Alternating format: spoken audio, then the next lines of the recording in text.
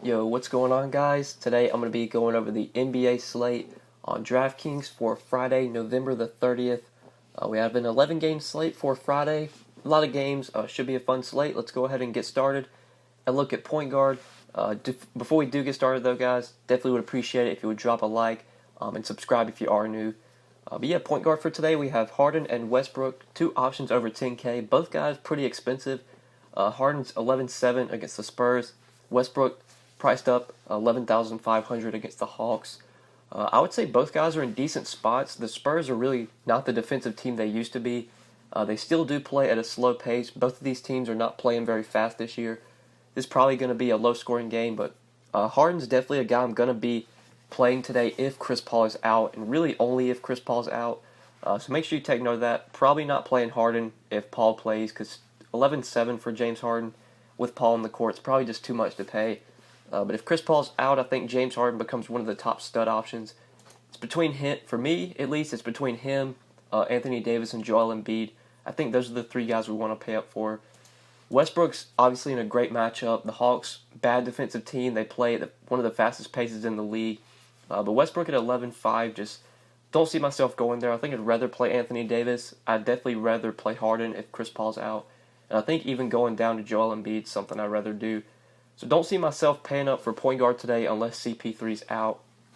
If you want to go to the mid-range, you could go to Dame Lillard against Denver, maybe John Wall against the Sixers, but I don't feel like these are core plays for me. Like Kyrie's going to see a ton of usage today. Jaylen Brown is out for the Celtics. Al Horford's going to be resting as well. I expect Kyrie to do a lot of heavy lifting. It is a revenge game as well against the Cavs, his former team. At 9,300 though, with him getting that priced up, I think I'll probably be shying away from Kyrie. Kemba got priced down. He's down to 8,800 against the Jazz. But I don't love that matchup for Kemba. Probably someone I'm going to avoid even though he's relatively cheap. I think my probably favorite play here would either be Ben Simmons at 8,500 against the Wizards. Just a great matchup, great pace. Wizards play very fast. They're not good defensively. Or Mike Conley at 8,300. If Marc Gasol is out today, I do like Mike Conley. Gasol is a game-time decision. I expect him to play. I would imagine he plays, but really never know with the Grizzlies, so maybe Mike Conley if Gasol's out, but definitely like Ben Simmons, 8,500. He's probably my favorite pay-up option if I can fit in one of the top-tier plays at point guard. But there are some good plays a little bit cheaper. Really like Luka Doncic here. He is 7,100 against the Lakers. I just really like this spot in general for the Mavericks. Going up against this Lakers team, they're going to be playing up in pace. Luka's relatively inexpensive at 7,100. Can definitely return nice value on this price tag, especially in this matchup. Dennis Smith Jr. is also questionable for this game. I expect him to play, but if by some chance he doesn't play today, a little bit of a boost for Luka Doncic. So at 7,100, have a lot of interest in him today. I'll have even more interest in him if by some chance Dennis Smith Jr. Is unable to go. So I think Luka's probably my favorite play if I can't get up to like Ben Simmons. Definitely like going down to him in that 7K range. I'd play him over Murray, McCollum, D'Angelo Russell, Mitchell. Definitely the guy I like in that price tier. And then going cheaper for value, Dennis Smith does play today at 5,500 in that matchup with the Lakers. I think he's definitely in consideration for me. If Dennis Smith Jr. is out, obviously love Luka. You could go to J.J. Barea as well at 5,300. But my favorite play going a little bit cheaper is Dwayne Wade. Really like Dwayne Wade here at 5,100. Against the Pelicans, great spot for the Heat, playing up in pace. Pelicans have not been good defensively this year as a team. Good spot for D. Wade without Tyler Johnson and without Goran Dragic today. I expect him to pick up a lot of usage off the bench. I expect him to play mid-20s, close to 30 minutes of its competitive game. Last game against the Hawks, I really like D. Wade. He played 27 minutes off the bench and put up 25 DraftKings points, had 18 points, a rebound, and 3 assists with a block. Took 11 shots off the bench. I'd say he's probably going to be a little bit more aggressive in this game. I project him for about 12, 13 field goal attempts, maybe even more. 5,100 for D-Wade, getting this role, this boost in his role without TJ, without Goran Dragic. I really like him at 5,100. You can play him at shooting guard, which definitely makes him a lot more appealing on DraftKings. And I think going to the Heat for value is definitely in play today. So Wayne Ellington, with those two guys out, Dragic out, TJ out, I do like Wayne Ellington at 4,400. Probably would play him over Justice Winslow. Winslow's listed as questionable, but he's expected to play. I like Wayne Ellington, though, at 4,400 as a value play. Maybe Marcus Smart with Jaylen Brown out. I expect Smart to probably most likely start and play big minutes. 4,300, he is cheap. Good matchup against the Cavs, but Marcus Smart, just feel like his upside is really not much. I feel like a great game from Smart's probably just 30 DraftKings points. And I don't really know if you can win a tournament with 30 DK points from Marcus Smart if he's even able to get that. So probably be somebody to avoid. I think I'd play Wayne Ellington over Marcus Smart today. But yeah, let's move on to shooting guard now.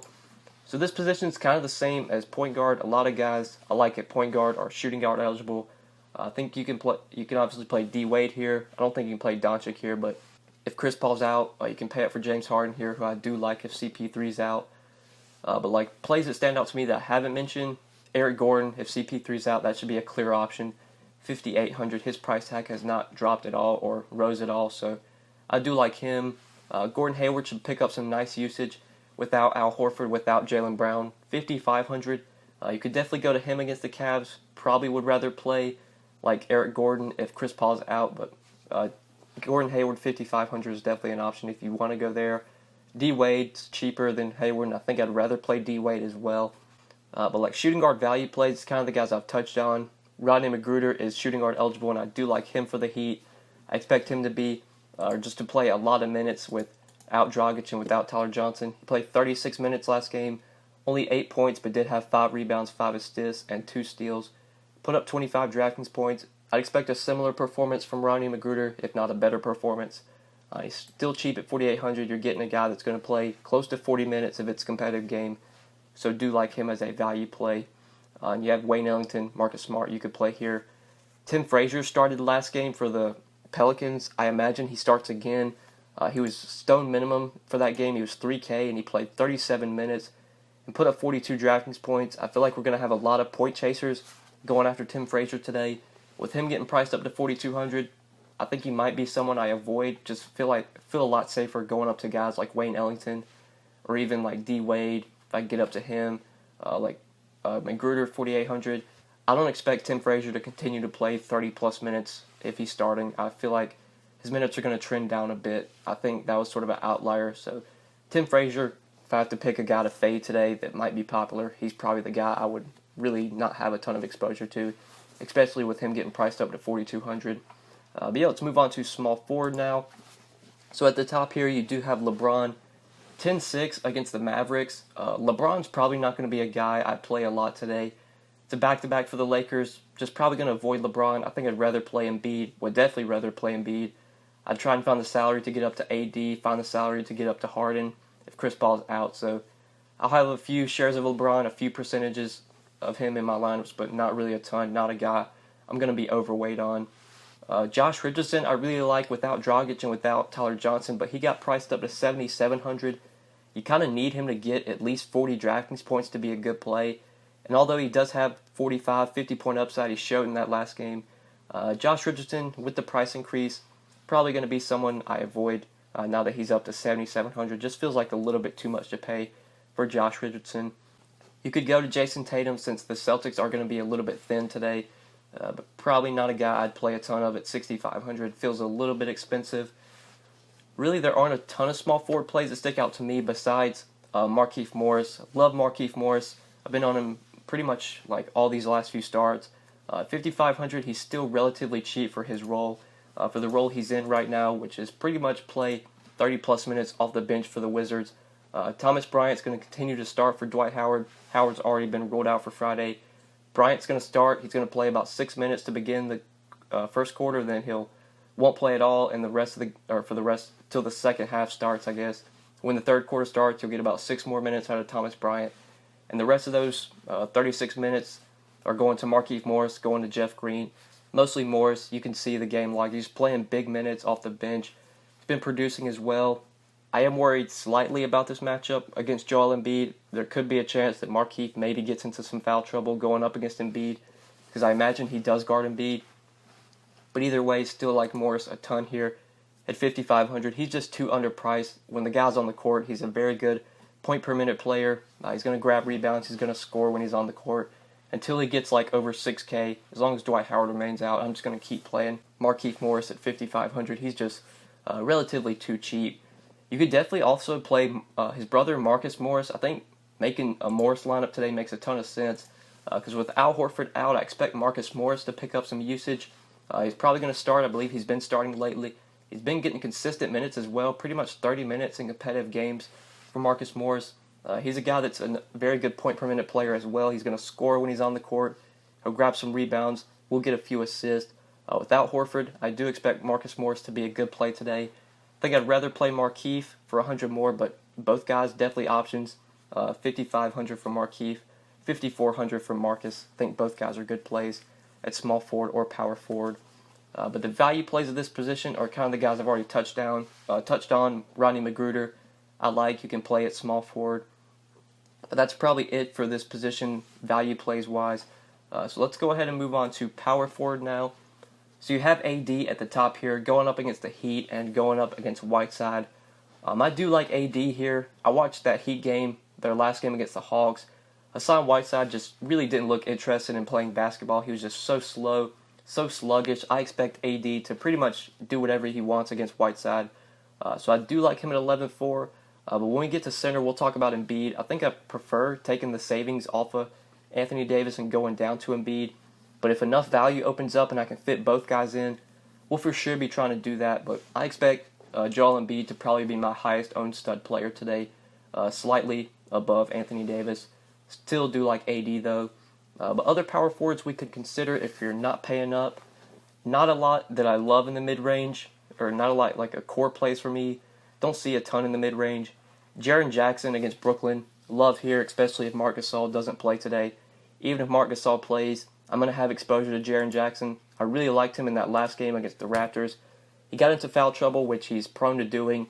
Only played 19 minutes, had 5 fouls, just 7 DraftKings points.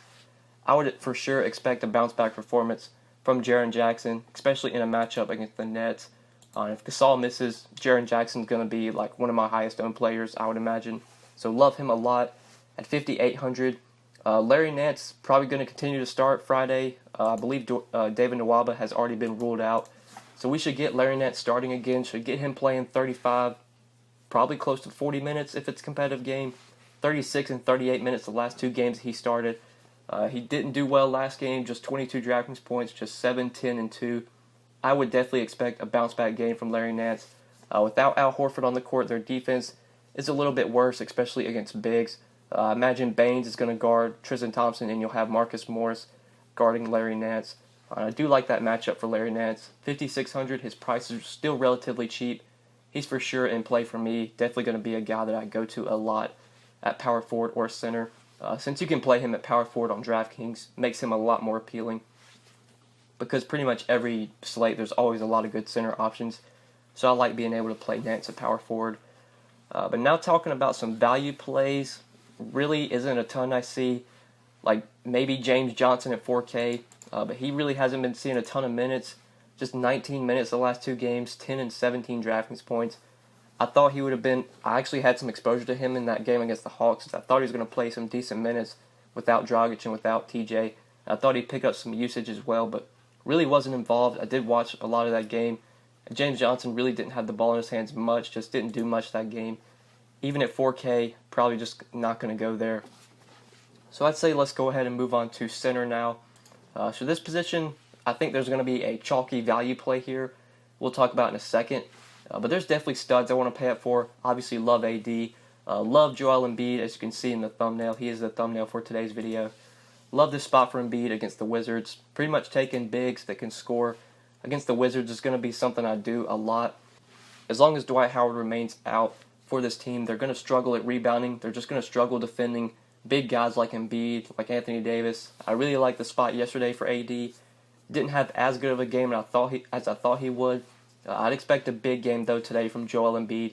Expect him to play big minutes if this game remains competitive. Even in just 30 minutes in a blowout against the Knicks last game, Joel Embiid nearly triple-double, put up 59 DraftKings points. I'd be very surprised if we don't get like a 20-10 game from Embiid with some assists as well. I'd project him for probably 58, 59 DraftKings points, if not more than that. I'd say he projects pretty much similarly to Anthony Davis for me today. Love this spot for Embiid.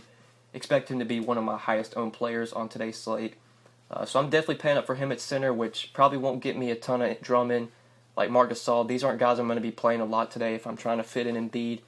But in the lineups where I don't have Embiid and I can pay up, maybe Drummond against the Bulls, maybe some Marc Gasol against Brooklyn, but Marc Gasol feels a little bit overpriced. I think I'd rather play Drummond. Vucevic against the Suns, love that matchup. Vuce has just been dominating lately. I could see paying up for him. Would probably go with Drummond and Vuce if I was to pay up.